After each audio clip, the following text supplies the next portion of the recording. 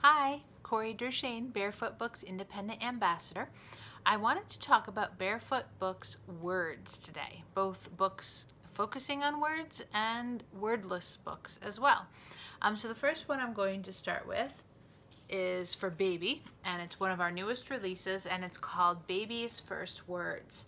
Right off the bat, you can see that it features two men as the parents, which is a groundbreaking book. There aren't many books out there depicting two same-sex parents, so it's been celebrated already for that. And then it goes through and it has tabs, which are of course awesome for babies to feel and touch and to flip. Okay, and then everything inside is labeled, so it says good morning, and then the clock and the bird, and not just labeled, but what it does too. So it says clock, tick tock, bird, tweet. Let's see, and then it says wave. It identifies the wave. Okay. There's a cute little woolly mammoth plush that Barefoot sells too that goes with this story, which is a cute pairing if you wanted to get that as a gift. It's time to get dressed. Okay. And then the little woolly mammoth has sunglasses on. Shoes, blue shirt, purple coat. Let's go outside. You see the woolly mammoth climbing, and it says the word climb. So this has been a really great book since we've come out with it, and people have been talking about it a lot. So if you have a young one that you would like to buy for, this is a really great addition to any baby's library. And then one of our other classics, my Big Barefoot Book of Wonderful Words. Very similar, only now you're looking at slightly older children, maybe a 1-year-old. And again, you're going to go through a day. It's morning time at our house. The birds are chirping. Wake up, everyone. And then everything in the house is labeled. Let's get dressed. What would you like to wear today? So, similar to the Barefoot Book of Children, questions to get your children thinking and not just be a passive listener in the story, but to make decisions. Everyone is making breakfast. The cocoa smells delicious. Don't let Crunchy eat the pancakes. And then our language books. We have a lot of books in Spanish and French. And then we have two Big Barefoot books of Spanish and French words as a dictionary. So I have this in my library at school. My kids love this, 3rd, 4th, 5th graders. They want to learn Spanish and some words, and they go right to this one. It's big, it's colorful, covered with really cool pictures. So this is the Spanish and English words, and as I said, we also have French and English words, plus other stories that are in Spanish, translated into Spanish as well.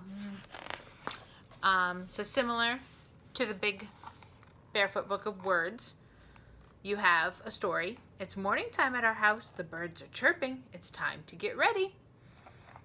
But now it's translated into Spanish, and you've got everything labeled in Spanish and in English, which is really cool.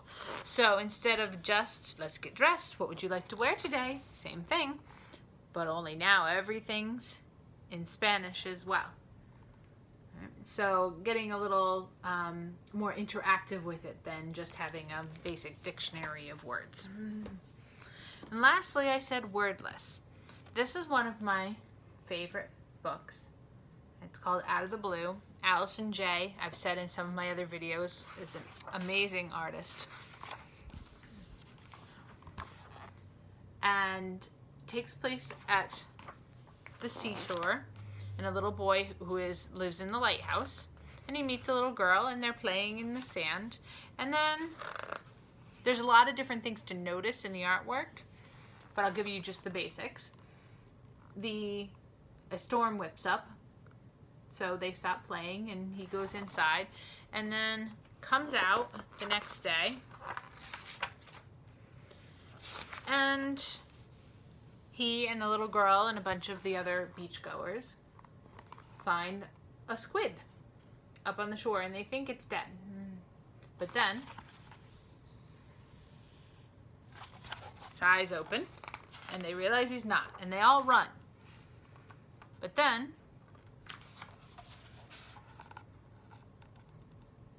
the little boy sees that the squid is crying. He's not being dangerous because he sees it in his camera. Again, things you notice in these illustrations are so cool. So he and the little girl and all the animals start trying to free the squid. And this is like the best picture ever. It actually chokes me up a little bit every time I see it. All of the animals in the sea, and now a bunch of the other people that had run away before have come, and they're all trying to get him back in. And it turns out it's not a big squid. It's a baby squid. And there's Mama.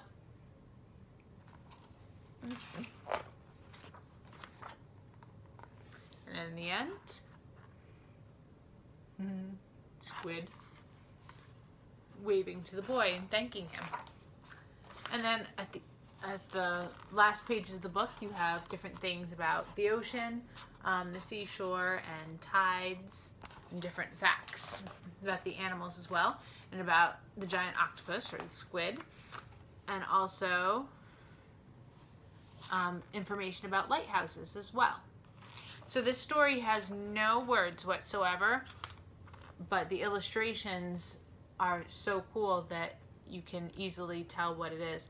And these wordless books are fabulous for having kids vocalize what a story is without being passive listeners.